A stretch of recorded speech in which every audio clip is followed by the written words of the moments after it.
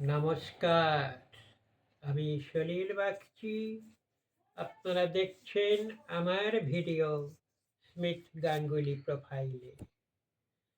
এখন আমি আপনাদের কাছে নিয়ে এসেছি ছোট্ট একটি কবিতা, তাই পড়ে শোনাই।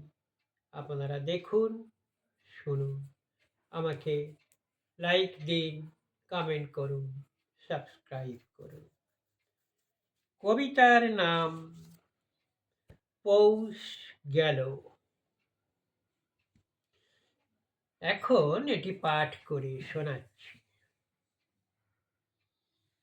গেল যে পৌষের বেলা, রান্ধিতে খাইতে শুইবার সময় পাইলাম না।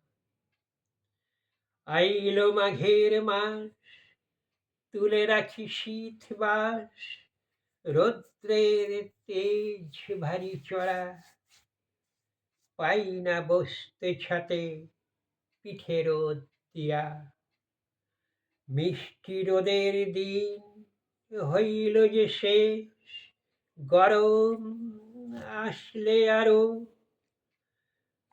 ভাঙা ছাতা, ফুটো ছাতা, এইবার সকলেতে মেলে ধরো।